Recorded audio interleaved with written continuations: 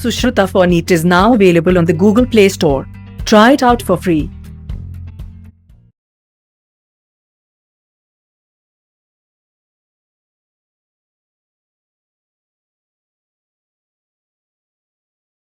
So good morning, students. In our last class, we have studied about the Nernst equation. We derived Nernst equation, and Nernst equation, what it says, this is E shell is equal to E naught shell minus RT divided by NF ln Q. This Q is reaction coefficient, and we can calculate this reaction coefficient Q as the product of as the concentration of ionic product divided by concentration of ionic reactant. If there are more than one product or more than one reactant, ionic product and ionic reactant, then we can take product of them. So one can say Q is for any reactions which is in equilibrium or the reversible reaction, and that we know the cell reactions are, but somehow they reach to equilibrium after a certain stage.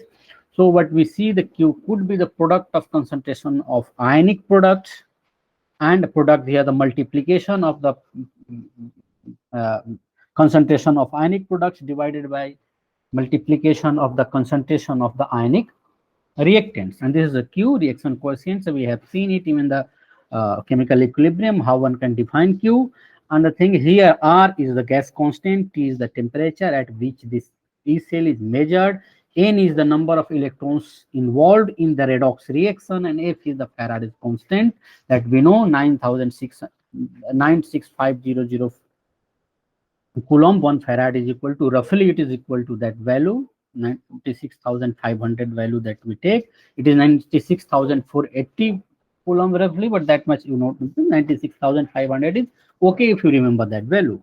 And what we also saw, that if this ln Q, if you just change this natural base to base 10, then it will be 2.303, you have to multiply. So what that we have seen is RT divided by NF ln Q can be written as 2.303 RT divided by NF log base 10 Q, and 2.303 RT by F. If you put value, all these values, temperature at which this reaction was, or this measurement was performed, that we know, and R is the gas constant, it's constant, as the Faraday constant is also constant. So all those values are constant, and that if you put there, what can you get? A value you will get is 0.0592.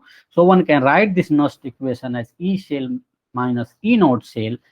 So E shell is equal to E naught shell minus 0.0592 divided by N log base 10 cube. And so based on this Nernst equation, let us try to solve this question. So what it says, that represent the cell in which the following reaction takes place. And this following reaction, magnesium, it reacts with Ag silver ions, and when the silver ion concentration there is one of the, that you know, it will be on the cathodic half cell, and this is at the anodic half cell, and the magnesium ion in that electrolyte at the anodic half cell, the electrolyte concentration is given this much.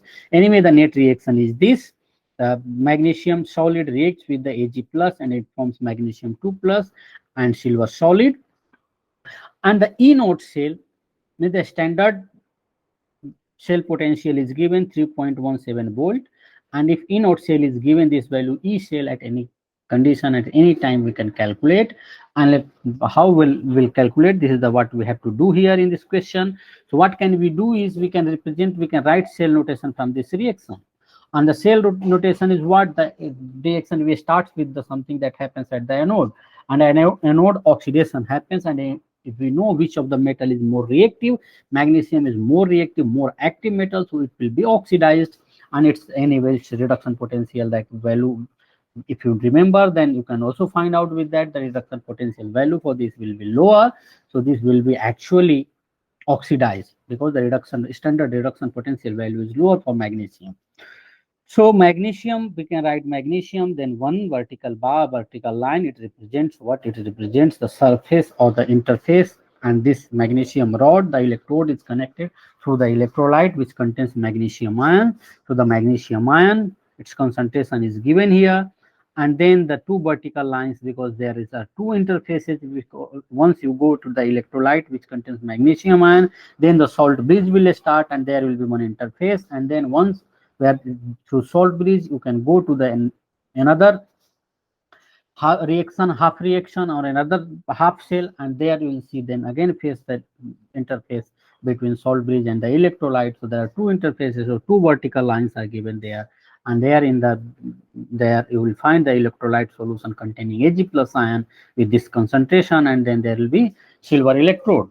The thing is, this is the reaction, and two half reactions from this cell notation one can also understand the two half reactions, and two half cell reactions will be magnesium giving magnesium 2 plus ions plus 2 electrons. So 2 electrons are involved in this reaction, and here and two Ag plus ions will be involved to take those 2 electrons that were released by one magnesium atom. And so 2 silver atoms on the another half shell, means the cathodic half shell, will accept 2 electrons and to get 2 silver atoms. So what we know, the value of n, because value of n is 2 atoms, the 2 electrons are involved per mole of magnesium. So the value of n will be 2. And now one can directly write the Nernst equation. E cell is equal to E naught cell minus RT divided by value of n. I can write, because value of n from this reaction is 2, ln concentration of magnesium ion, because the ionic product for this net reaction, the ionic product, concentration of ionic product divided by concentration of ionic reactant, and the concentration of ionic reactant. One cannot say this because you may not know how much product and reactants are being formed. But the thing is, this is the concentration, actually electrolyte concentration at the anodic half, and this is the electrolyte concentration at the cathodic half. But one way, sometimes it becomes confused, with what the students get confused, whether we should write cathode will be above or the below or anode.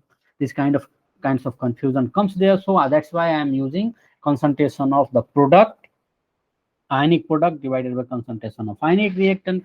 But you should understand that the concentration, this concentration is the concentration of electrolyte, which is at the anodic half. It is not only the Mg2 plus ions that were formed because of this magnesium ion releases certain electrons. It is the total magnesium ion concentration at the given instant. And similarly, Ag plus ion concentration is the total Ag plus ion concentration at the cathodic half, and that cathodic half, we know the reduction is taking place, and thus from the reduction you will get it will be converted, and the silver ion is converted to the silver metal. And now we can write this value. The E naught cell value is provided for us, 3.17 volt is there, and this value, as I said, ln one can convert ln, means this is a log, natural log base E, and log base E one can convert that, it will be equal to 2.303 log base 10, and that 2.303 RT by F is nothing but 0.0592, and the value of n, this value of n is 2 here, that is written. A log, when I am writing it, means natural base, base 10, and so it is the concentration of magnesium 2 plus ion divided by concentration of Ag plus ion. And since that stoichiometry we should take into the consideration, because 2 Ag plus ions are taking 2 electrons and involved there in the reaction, so that a stoichiometric coefficient of Ag plus, which were there in the net reaction, that is here, that should be taken as the power of the concentration of Ag plus ion. And this kind of things we have seen in the chemical equilibrium as well. So this concept is the same that we have seen earlier. So Ag plus ion concentration, now we can see the value of this Mg2 plus ion and the Ag plus ion concentration to the square one can put here, and after getting these values, what we will get, E cell is equal to 3.17 volt minus this value into log 1.303 into this value. Finally, after solving this, I am not going into details how one can solve this, because it is a very easy thing and one can get very easily. And anyway, and if you let me explain it. So log, this is what, if you get this value, if you take it above, this will be plus 7, because this is nothing but 1 into 10 to the power minus 4. And so 10 to the power minus 4 square will be 10 to the power minus 8, and 10 to the power minus 8 wants to take into the numerator, it will become 10 to the power plus 8, and that 10 to the power plus 8 you can write that 10 to the power plus 8 as 10 into 10 to the power plus 7, and that 10 you can multiply with 0.13, so one can write it in the scientific notation. This is the scientific representation of writing numbers in the exponent form. So this is 1.13 into 10 to the power 7. The same thing after log, when this value is nothing but this. And now again one can write this 3.17 volt minus this value volt, and you should remember this value, the unit of this term that is there, it's volt, and the values that is there after a log, usually we don't consider. This is the activity, and the activity, so activity, we don't take any unit for the activity. There is no unit for the activity of these things, though we take the concentration, but usually this concentration is nothing but the activity of these ions. And what is the activity? The effective concentration. That is something here. For the dilute solutions, activity is equal to the numerical value of activity is equal to the concentration of any ion or any substance that is there in the solution form.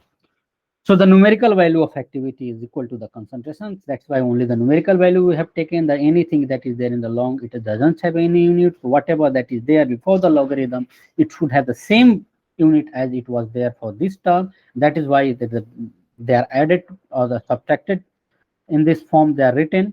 So anyway, so this value is in the volt, and you can do this calculation value. You can put the unit of R, temperature, and the Faraday constant, and you will get the same unit as the volt for this term.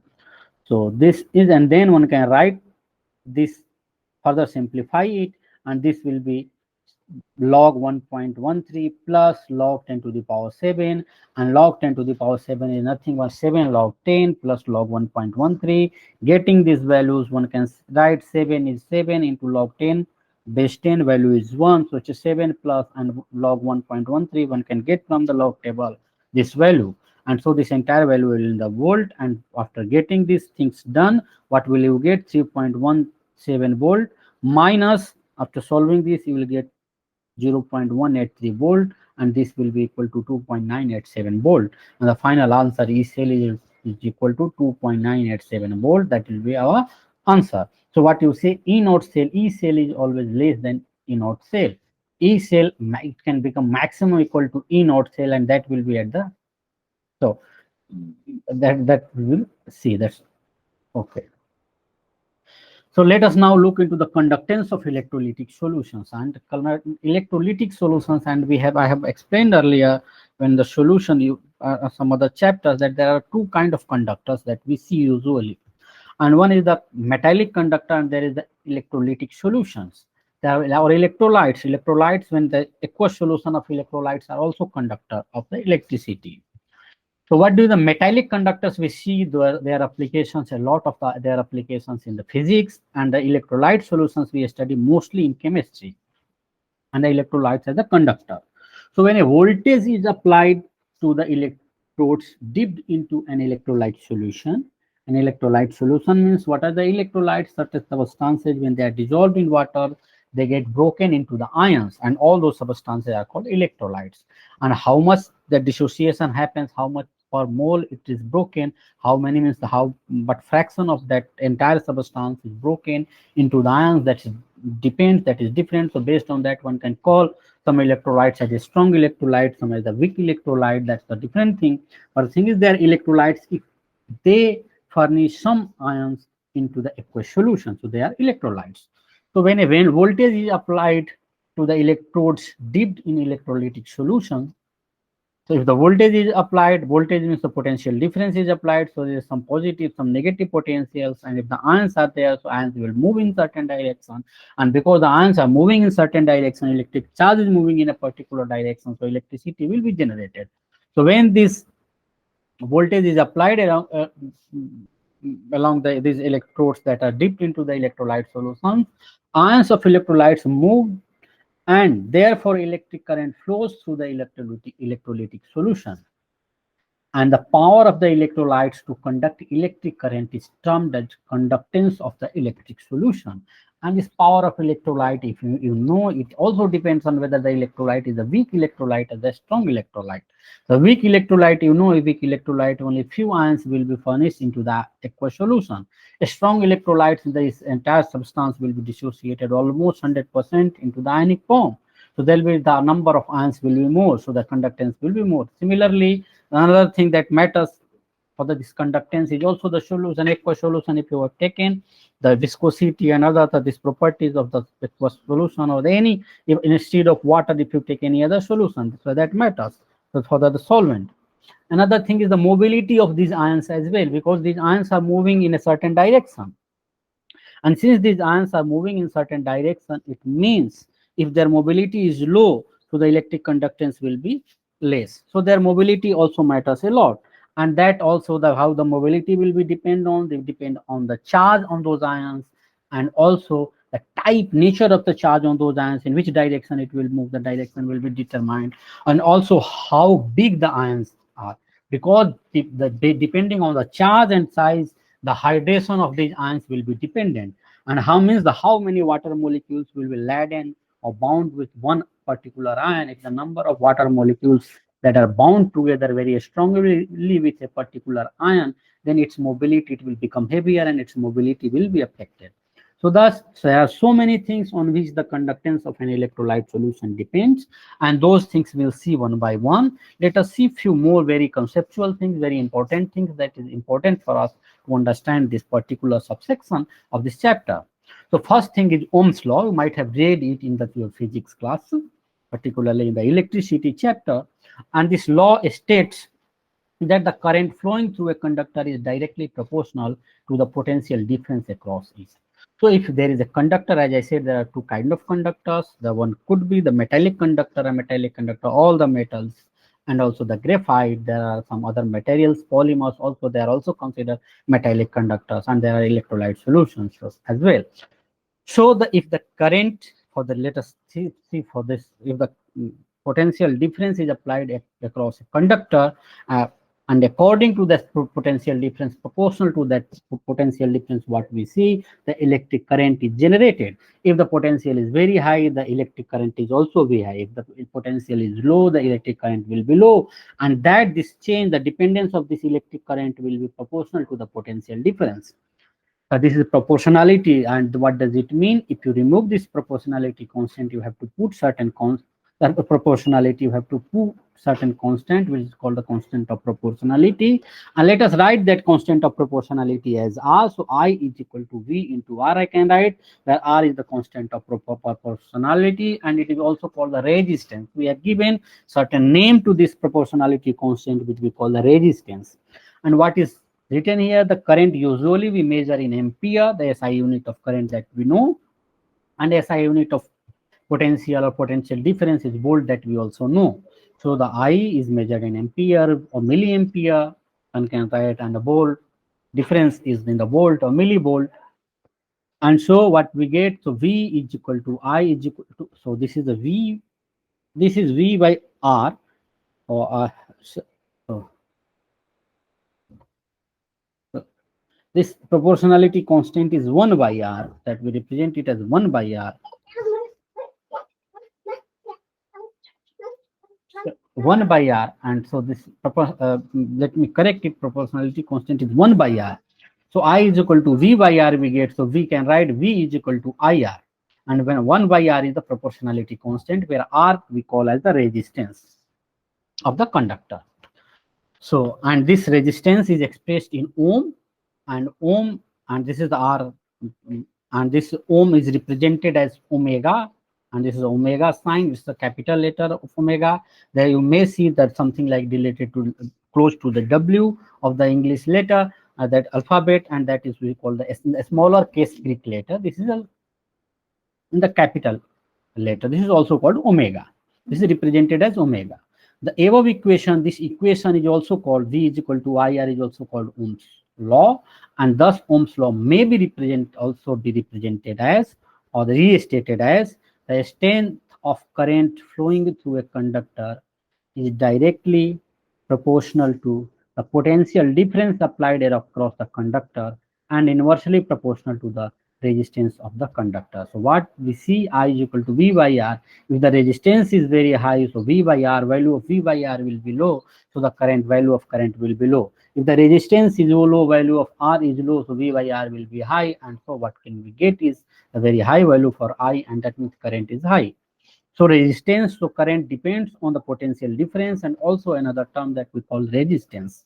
And this resistance depends on so many things. It depends on the length of the conductor or for which you are across which you have applied the potential difference, and also the cross sectional area of that conductor, and it also depends on the material of that conductor. So this also property of a conductor.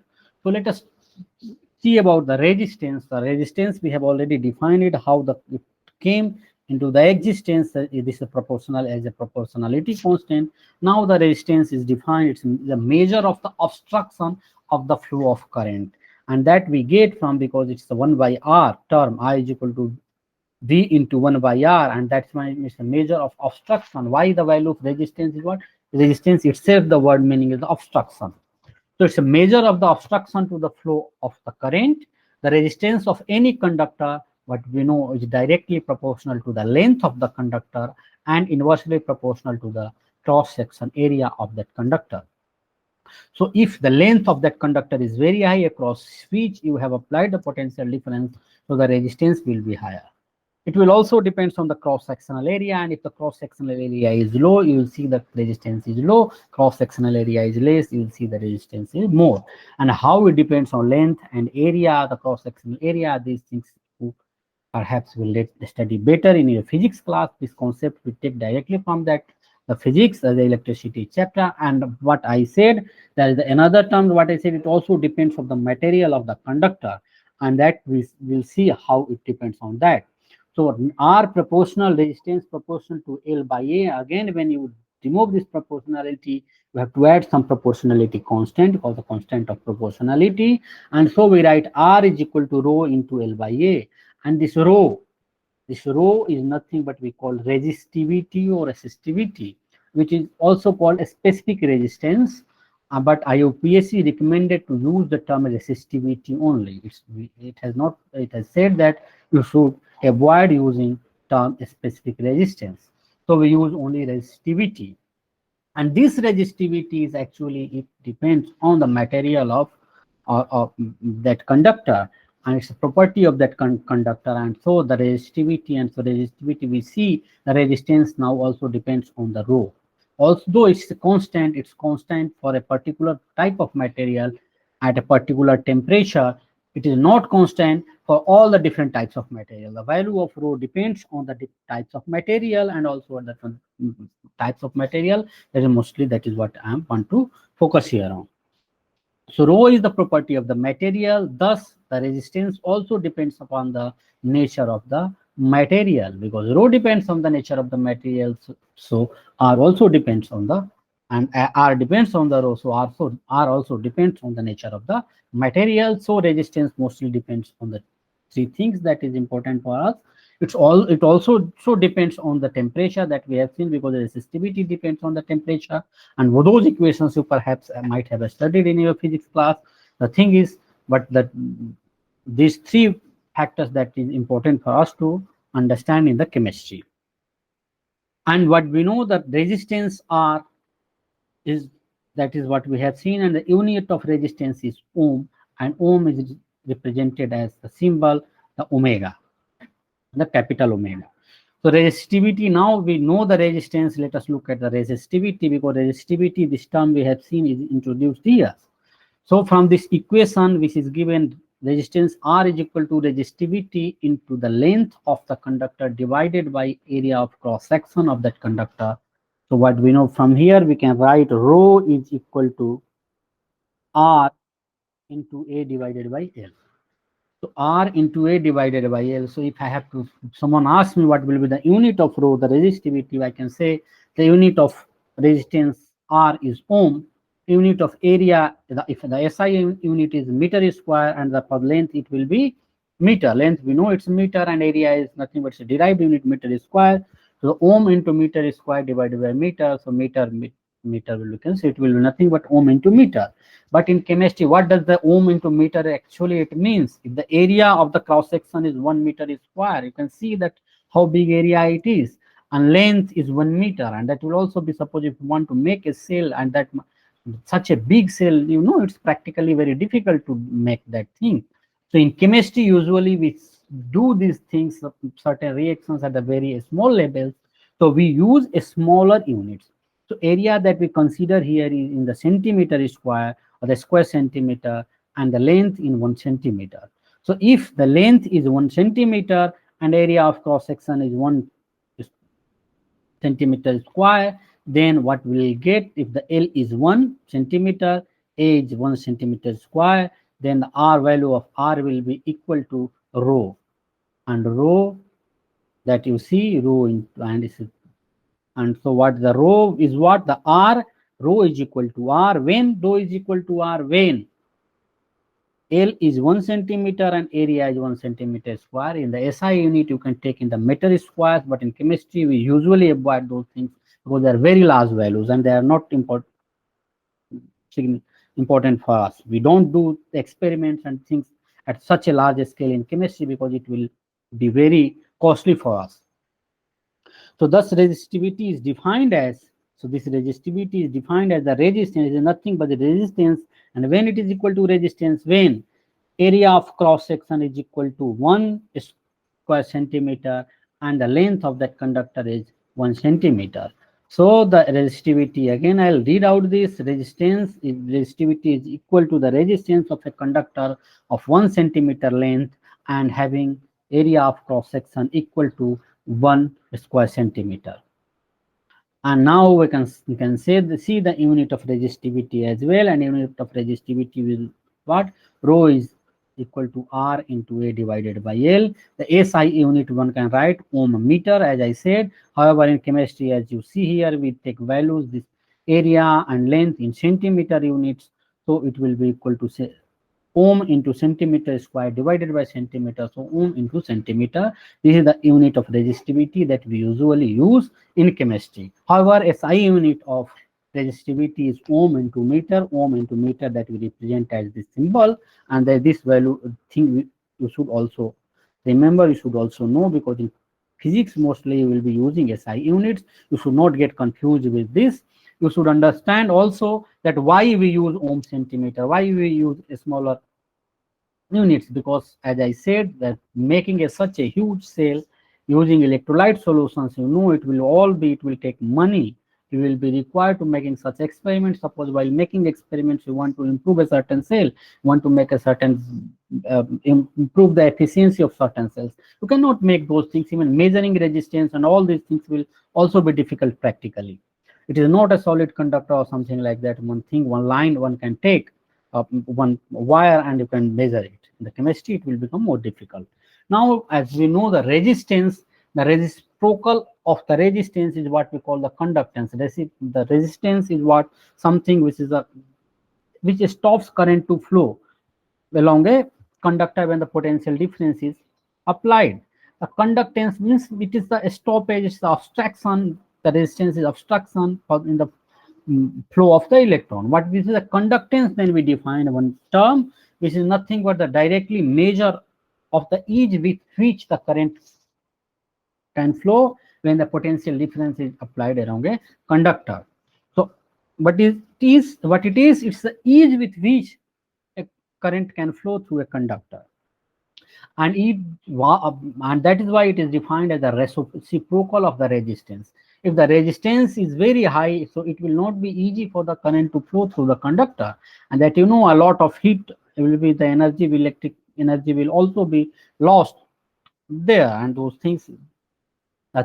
So the resistance is high, so it will be difficult for the current to flow. If the resistance is low, in this equation it will be easier for current to flow. So that is why this conductance which is denoted as a symbol capital G, is defined as the reciprocal of the resistance, and the reciprocal of the resistance, so G is equal to 1 by R, and the unit of this 1 by R, this conductance is what, the unit of resistance you can write. So 1 divided by unit of resistance, and unit of resistance is ohm. So 1 divided by ohm is nothing but per ohm, and per ohm that we also call mho.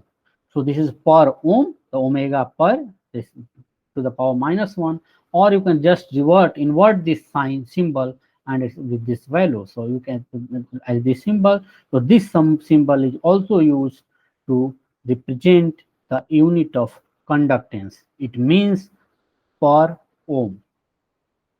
This. So according to SI systems, the unit of electric conductance is Simon, and Simon is what? It's the one Simon one can write as 1 per ohm or 1 mho. So this is mho, symbol of mho.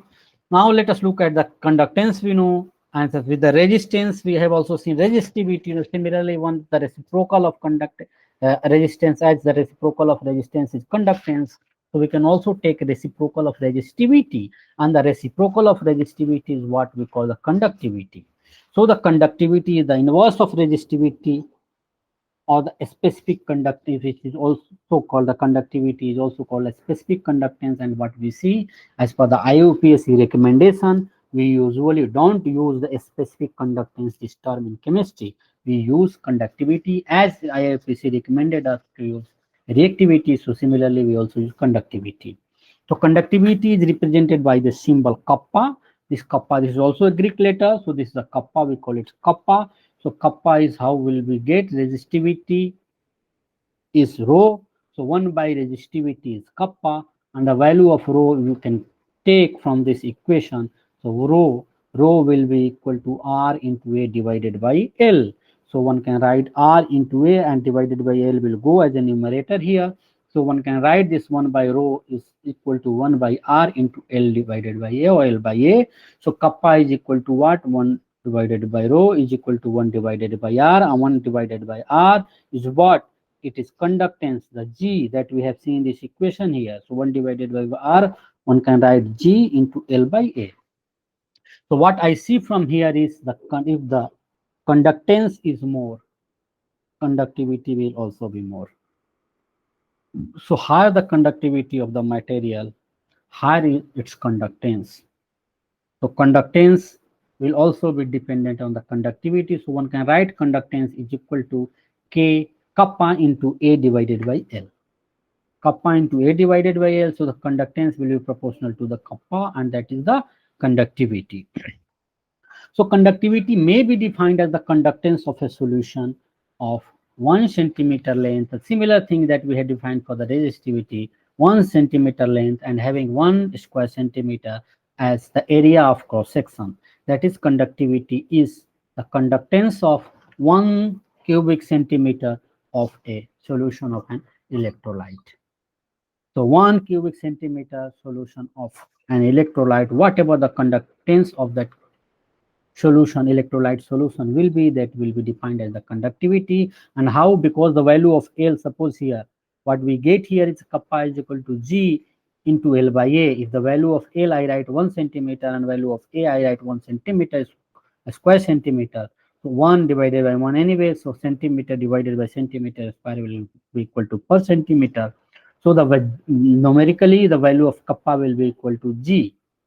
And so that is how it is defined. The conductivity is defined as the conductance, and when it is equal to conductance, when the L value of L is 1 centimeter, a value of A is 1 centimeter square. Now let us look at the unit of conductivity, and the unit of conductivity we can get from here as well, from this equation. So it's they are all derived units. The unit of conductivity will be what is a per ohm per centimeter. Why per ohm per centimeter? Because the 1 by R is per ohm.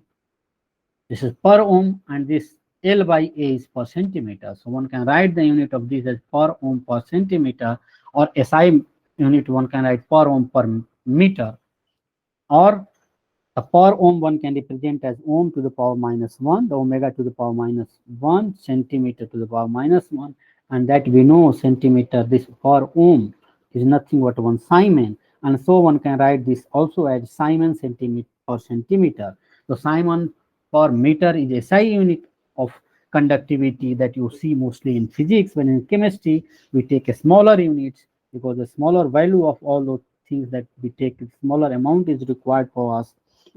So that is their Simon per centimeter that we use. But even if when in your chemistry paper, if the SI unit of conductivity is asked, you should not write Simon per centimeter. It's always Simon per meter. In the chemistry, for our convenience, we use this unit, but it is not an SI unit. It is not a SI unit. So Simon per centimeter is what the unit that we use in chemistry, but SI unit of conductivity is centimeter. That's a Simon per meter. Simon per meter or ohm per meter. And this thing we have already seen here. This I have explained. Now let us look at this table, and what we know based on the conductivity, their different substances can be classified into different groups. And what are those groups? As you are aware that substances can be conductors, insulators, semiconductors, something like that. So if the conductivity of a particular substance is very high, then one can call such substances as conductors. So then you can see all these metals, the conductivity is very high. The sodium is 2.1 into 10 to the power 3 Simon per meter. This is SI in SI unit. These values are provided here. And the for copper is 5.9 into 10 to the power 3. The silver it is 6.2 into 10 to the power 3. So all this iron is lower than that. So in all these metals, if you know, the conductivity for silver is highest and the copper is after the silver. So if someone says you to use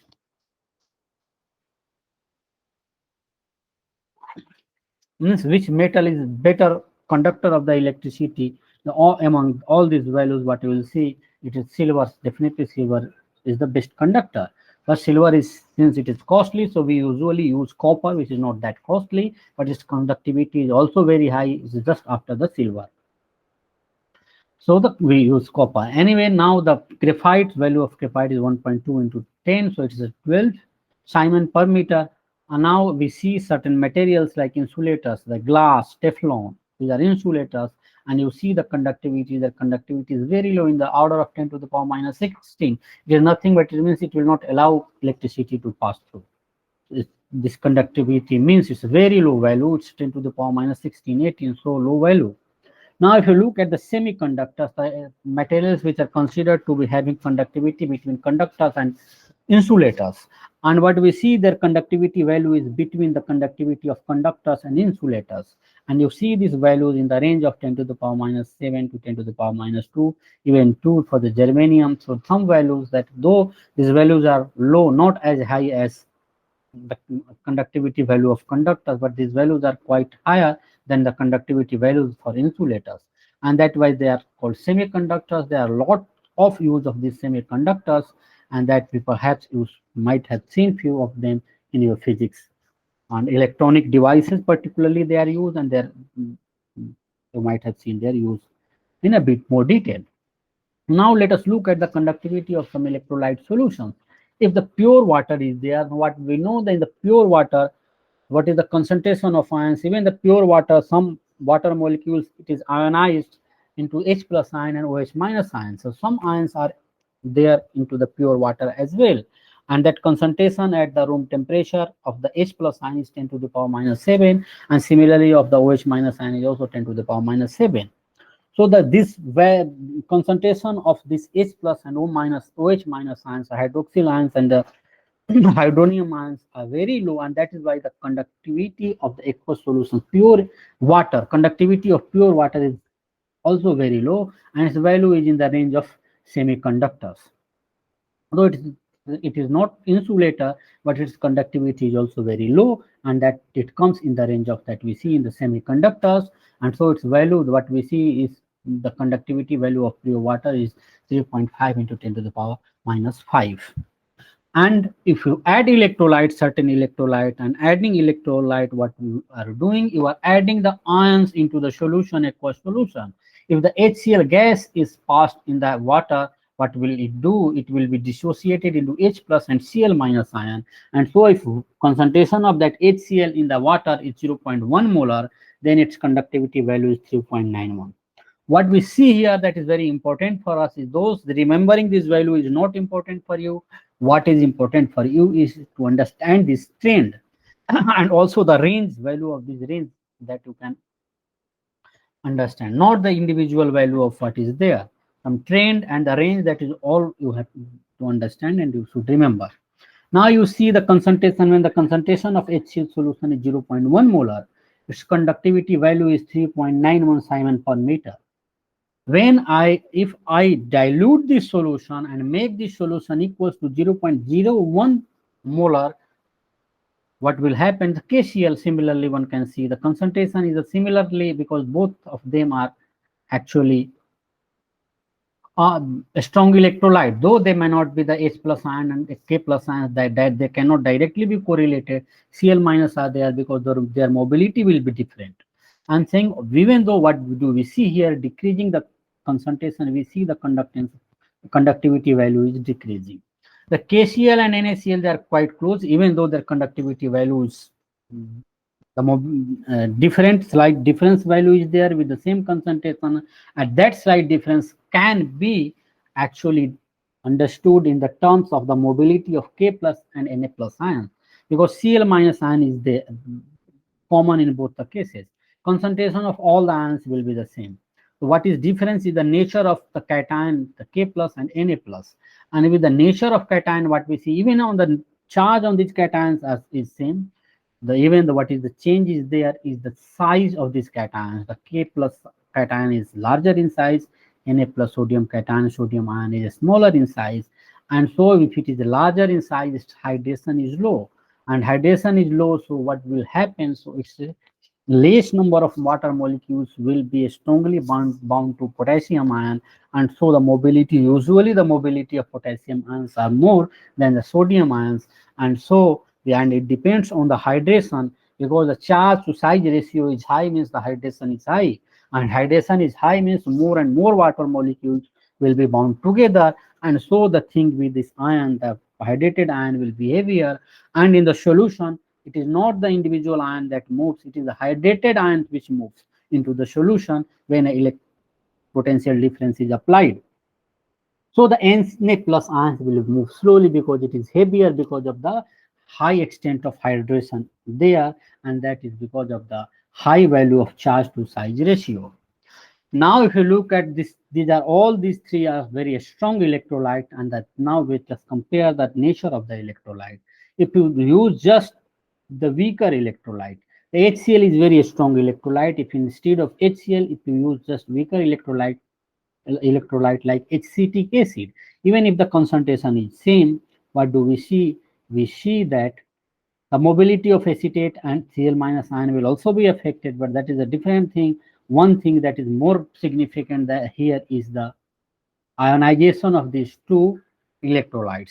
Acetic acid is a weak electrolyte. It's ionized only partially into the aqueous solution, and HCl almost, it's a very strong electrolyte, and it almost ionized 100% into the aqueous solution. So the number of ions will be much more in the 0.1 molar HCl solution than the number of ions that will be there in 0.1 molar acetic acid solution, and that is why you see the conductivity value for HCl is quite higher than that of the same concentration of the acetic acid solution. Now, for the same acetic acid, if you decrease the concentration, and what you see, the conductivity is decreasing, and this conductivity decreasing, this can be assigned to the presence of less number of ions that is there in the acetic acidic solution. And what we know, on increasing dilution, that dissociation of weak acids increases, but that is not in the same proportion as the dilution increases. What you can see, the number of ions maybe in the large vessel it will be more. What do I mean? I mean is, suppose you have taken 0.1 molar 10 ml acetic acid solution, and now this 10 ml, you make this entire solution 100 ml. What do you see? You see the number of ions in the 10 ml 0.1 molar acetic acid solution will be less than the number of ions in 0.01 molar 100 ml acetic acid solution. However, as we know, the conductivity is defined with the unit, and so but per 100 ml the number of ions will be less in 0.01 molar acetic acid solution, and so its conductivity is less there. And because we know the conductivity depends on L and value of L and A, L is length and A is the area of cross section, so it also depends on the volume. For the electrolyte solution, the volume that we can consider, and that L into A is nothing but volume. So that depends on volume, and there with this example that I have said, there you can see the effect of volume there. Anyway, now so the magnitude of conductivity depends on the nature of material, and that we have seen the material changing, the material conductivity is changing, the conductivity, the nature of material, and also the temperature and pressure at which the measurement are made. So concentration and pressure, it also depends on that. Usually for the solid metals, pressure may not affect, but this kind of things for gases and other things, because the conductivity can also be measured for certain amount for the gases as well. So it depends on the pressure as well. So materials based on this conductivity, materials are classified into conductors, insulators, and semiconductors, and that we have seen here. So metals and their alloys have very large conductivity values and are known as conductors. And a certain non-metals like carbon black, graphite, and some organic polymers. And what are those organic polymers that they have people have started recently synthesizing is polyalanine, polypyrrole.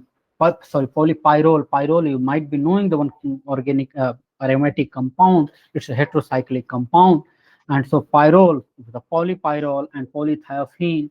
Similarly, the polyacetylene, when it is doped with the iodine, it also behaves as a conductor. And actually this polymers, the first conductor that was made was the polyacetylene, and when it was doped with the iodine, it has been, people have seen that it behaves as a conductor. And for that experiment, the people who performed those experiments for the first time, they were awarded Nobel Prize in 2000 for making such materials. The polymers, and that means it started a new field, and the polymers, synthesizing polymers having the conductivity, because polymers, if the polymers are having conductivity, you can have advantages over there, because metals, they are hard, so you may not bend. If the bending metal and all these things, they are not elasticity associated with that. So durability of those conductors and those materials also matters. The flexibility is there with the polymers materials, elasticity is there, and that way using those materials in electronic devices are advantageous. And because they are advantageous, so people are given Nobel Prize for that, this invention. So substances like glass, ceramics, and that we see the Teflon, they are having very low conductivity, are known as insulators, and that value we can see here is more than 10 to the power minus, smaller than 10 to the power minus 10, or 1 into 10 to the power minus 10. So substances like silicon, doped silicon, gallium arsenide, etc. And these substances basically I am talking about, they are semiconductors. So they are conductivity, etc. having conductivity between conductors and insulators, and are called semiconductors, and are important in electronic materials or electronic devices. So certain materials are also called superconductors. And these materials actually by definition have zero resistivity or infinite conductivity. Resistivity 1 divided by resistivity is conductivity. If the resistivity is 0, so the conductivity will be infinite. And so such materials, and what we have seen, usually some metal alloys at very low temperature, particularly below 15 Kelvin, and 15 Kelvin you can understand it is nothing but 15 minus 273 degrees centigrade. Under such a low temperature, such materials and metal alloys were found to behave as superconductors. Now people have synthesized some new materials which can behave as superconductors even at the temperature 150 Kelvin. 150 Kelvin in degree centigrade is still very small value in the negative. It's not minus 123 degrees centigrade, but still in comparison to, if you compare 15 Kelvin, this value is quite high. And so this practically one can make such materials and use it in certain applications. So electrical conductance through metal is called metallic or electronic conductance. This is what we know. So electrical conductance, again I say the electrical conductance, the metallic conductor, I explained at the beginning of this class, and also the electrolytes are also conductors. So but if the conductors are metals, they are called metallic or electronic conductance, or even the polymers, Why? Because the electrons are involved in conducting electricity there. So these materials, the metals or all the metallic conductors for that matter, even the graphite or certain polymers, they are called electronic conductors, or they are carry conductance, their conductance through metals is called electronic conductance. And it is due to the move, because it is due to the movement of the electrons. The electronic conductance, these things you will see in physics or might have seen, the electronic conductance depends on the nature and the structure of the metal or the metallic conductor, the graphite or any other things, the number of valence electrons per atom, and the temperature. Usually what we have seen, with the temperature, resistance increases. So what does it mean? So the conductance decreases with the temperature. And why that is, with increasing temperature, resistance increases, that is there in the pure physics syllabus, you can study there. So as the electrons enter at one end, this is one point that I thought important to discuss, because what you see, the electrons moves into a metallic conductor, so the electricity is being sensed, it is being generated there. And but we see, if the electrons are moving, one can think of that electrons might be, after some time, it will go to somewhere else. So metals might be positively charged, but that is not there. If the electrons is going in one direction, it will also coming from the other direction. So as the electrons enter at one end and go out through the other end, the composition of the metallic conductor remains unchanged after passing the electricity. It will not become cationic after passing the electricity. This is an important point. Sometimes I remember some questions were asked somewhere. So as water has a small amounts of, and that water that is explained here, a small amount of hydrogen and hydroxyl ions, and their concentration is approximately 10 to the power minus 7 molar at room temperature. So the conductivity of water is very low, and its value is in the range of the semiconductors that we had seen in the previous table. Now when the electrolytes are dissolved in water, they furnish their own ions, which enhances its conductivity. And what we are talking about now is the conductivity due to electrolyte solution, or the electrolytes. So the and why the electrolytes, they furnish ions, and those ions move into the solution when the potential difference is created, and so we see the conductivity, or we see the electric current passing through the solution. And the conductance of electricity by ions present in a solution is called electrolytic or ionic conductance. What we have seen, if the conductance is because of the metal, that we call the electronic or metallic conductance. And if the conductance is because of the ions that are there in the electrolytes, so we call such conductance as electrolytic conductance or ionic conductance. Again, this term metallic conductance or electronic conductance, because the electrons are involved there. If the ions are involved, you can call ionic conductance, and that ions are because of the electrolytes, so it will also be called electrolytic conductance. So conductivity of electrolytic or the ionic solution, electrolytic solutions, as you know, it's ionic solutions depends on some factors, and these factors are the nature of electrolyte added. And the nature of electrolyte, as I explained, depends on the nature of electrolyte, whether the electrolyte is weak electrolyte or the strong electrolyte. So depending on that, the number of ions that will be there in the solution will be affected. And so the conductivity of an electrolytic solution depends on the electrolyte, nature of the electrolyte added. Also the size of ion produced and their solvation. And that is what I have said, the size of ion is also depends. If the size is smaller, and the value of the magnitude of the charge on the ion as well, it depends. So based on the size and the magnitude of the charge on that ion, the hydration, extent of hydration of the solvation will be determined. And based on that, what you will see, the mobility will be affected. And the mobility, so it also, the conductivity depends on the charge on the cation or the ions, cation and ion any, and also the charge to size ratio, and that means the size of the ion. And it will also depends on the viscosity of the solvent, because the viscosity of solvent can also affect the mobility of the ions. And then the concentration of electrolyte. So what amount of electrolyte you are taking per liter or per unit volume of the solvent, and that the concentration of the electrolyte will also affect. Because of that, we have those values we have also seen earlier in that previous table. The concentration of electrolyte also affects the conductivity of the electrolyte solution, and the temperature at which this measurement was done, the conductivity measurement was done. And so usually what the conductivity increases with increase in temperature, and here this is opposite to the metallic conductor, and this is because to increase the temperature, the dissociation, particularly for the strong electrolyte, that is the kinetic energy of all these ions will also increase. And the other thing is that with the increasing temperature, the dissociation of weak electrolytes also increases.